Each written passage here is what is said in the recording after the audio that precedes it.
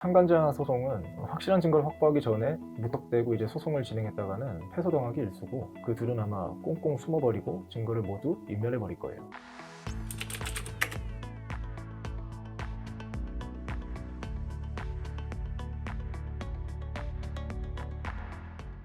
상간자 소송 진행 전에 무조건 확보해야 하는 증거가 따로 있을까요?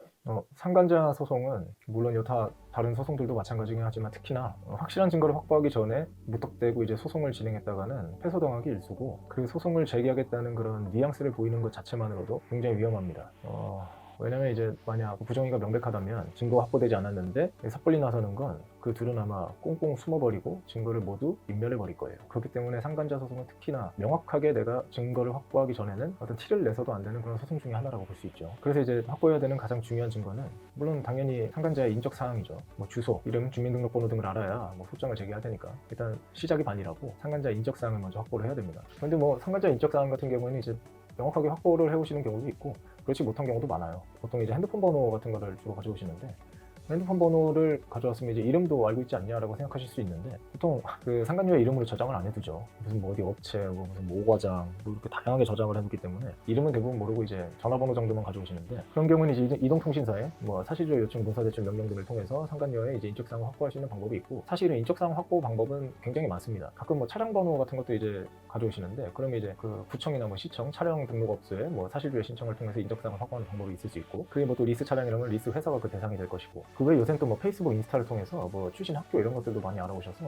그 학교에다 사실조회 신청하는 방법도 있습니다. 또 뭐 상간녀의 회사 정도도 알아오시는데, 근데 보통 회사는 이제 사실조회 신청하면 인적사항을 알려주지 않죠. 뭐 개인정보라고. 이상의 방법 등은 이제 상간녀의 인적사항을 확보하시는 것이 이제 최우선 과제다. 상간녀의 인적사항을 확보하고 난 뒤에는 이제 두 번째는 부정행 증거를 잡아야겠죠. 부정이 명백한 증거는 이미 뭐 익히 다들 잘 아시겠지만, 뭐 둘이 같이 있는 사진, 뭐 데이트하는 사진, 특히나 뭐 모텔 CCTV, 뭐 모텔 들어가는 사진 등이 있을 수 있는데, 증거보전 신청 이런 것들을 생각하실 수 있어요. 하지만 그건 뭐 한 2주 정도 소요되고, 그 모텔 CCTV나 호텔 CCTV의 그 보관 기간이 굉장히 짧다는 점을 감안하면 그렇게 실효성 있는 확보 수단은 되지 못합니다. 그렇기 때문에 이제 그걸 반드시 좀 확보해야겠다. 몇 날 며칠에 거기 들어간 것까지는 알고 있는데, 그래서 그 자료가 필요하다면 뭐 직접 가서 뭐 백업이라든지 아니면은 내가 곧 뭐 문서 들고 올 테니까 법원에서 삭제를 말고 복원해달라고 요청하시는 게 최우선 과제가 될 것이고, 보통 이제 흥신소의 의뢰도 요새는 많이 하세요. 뭐 앞선 영상에서도 잠깐 나오긴 했지만, 근데 일단 비용이 한 30만 원에서 60만 원 정도 되고, 그리고 실제로 일을 하는지 알 수도 없고, 그리고 그 증거를 수집하는 과정에서 이제 불법이 많이 자행이 됩니다. 그 위치 추적 장치 같은 것들이 설치를 해서 뭐 미행을 해서 뭐 사진을 촬영하고 이런 경우가 있는데,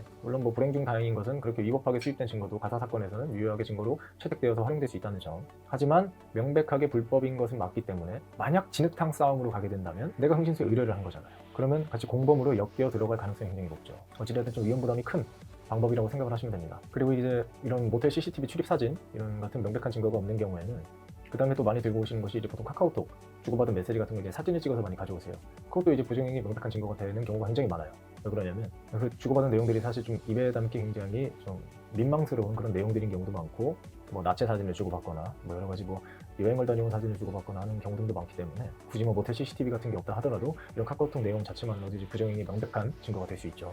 그래서 이제 잠금 장치가 이제 걸려있는 배우자의 폰을 무단으로 해제를 해서 그 안에 있는 카톡 내용을 내가 사진을 촬영한다면 사실 그것도 이제 법에 위반됩니다. 형사처벌 대상인데, 그런 경우가 굉장히 많으세요. 그렇게 해서 증거를 확보해오면 증거로 일단 활용은 되고, 근데 제가 아직까지는 보지 못했어요. 아직까지는 내가 바람에 핀 당사자가 내 걸 지금 핸드폰을 무단으로 열어봤잖아 라고 하면서 형사고소를 하거나 문제를 사는 건 아직까지는 보지 못했습니다. 하지만 명백하게 이제 법 위반 행위인 건 맞기 때문에, 그 배우자의 그 담겨있는 핸드폰을 무단으로 내가 열어서 사진을 촬영했다면, 그 안에 정보를 취득했다면, 이것 역시 이제 앞서 설명드린 어떤 흥신소를 이용했을 때와 마찬가지로 진흙탕 싸움이 된다면 문제될 소지는 있다. 근데 아직까지 뭐 이게 문제되는 경우는 전 본 적은 없다. 그리고 뭐 이제 보통 눈치를 채게 되면 카카오톡 내용도 다 삭제를 해요. 그러면 이제 뭐 법원에서 이제 카카오톡 포렌식을 해주는 거 아니냐 이런 분도 계시는데, 법원에서는 해주지 않고요. 결국 이제 개인이 사업체에 맡겨서 사기업에 맡겨서 이제 해야 되는데, 거기서도 이제 보통 본인 명의 핸드폰이 아니면 안 해줘요. 그래서 카카오톡 포렌식은 이제 크게 이제 실효성 있는 뭐 부정행위의 증거 확보 수단은 아니고, 대신 이제 카카오톡 측에 어떤 그 로그 기록 같은 걸 보내달라고 하면 그 정도는 카카오톡 측에서 이제 보내주고는 있습니다. 그거 외에 같이 뭐 여행을 갔다거나 그 사실관계가 명백하다면 뭐 출입국 기록 같은 걸 조회를 해서 그걸 또 정황 증거로 활용할 수도 있고, 그 외에 이제 블랙박스도 많이 활용이 되죠. 블랙박스 같은 경우는 이제 보통 그 상간녀가 이제 통화하는 내용이 녹음되어 있는 경우가 많은데, 아니면 뭐 내비게이션 행선지라든지 그런 것도 이제 다 유력한 정황 증거로 되죠, 부정행위에. 근데 이제 뭐 녹음기 같은 거를 설치를 해두시는 건 명백하게 통신비밀보호법 위반입니다.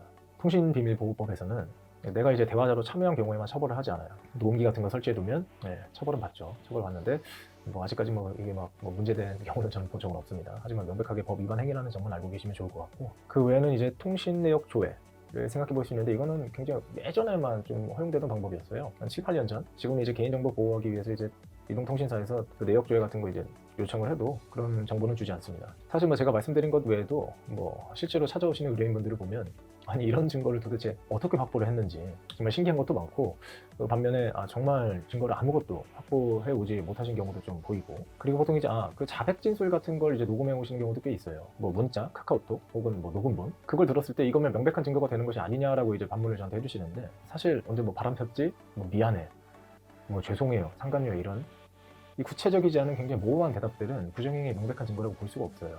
왜 그러냐면 판결문에 적시할 수 있는 구체적인 사실관계가 드러나야 합니다. 그런데 그냥 바람 폈는데 미안해, 이런 것들은 오히려 부정행위의 명백한 증거가 될 수 없기 때문에 다른 여타 증거들과 이제 합쳐서 이제 어떤 증명력을 좀 높이는 용도로 활용될 수 있지, 그것 자체만으로 부정행위의 명백한 증거는 될 수 없다. 이상으로 이제 상간자 인적사항을 확보하는 방법과 그리고 부정행위 증거를 확보하는 방법, 소송 제기 전에 지금 말씀드린 것들을 전부 확보를 하셔야 됩니다.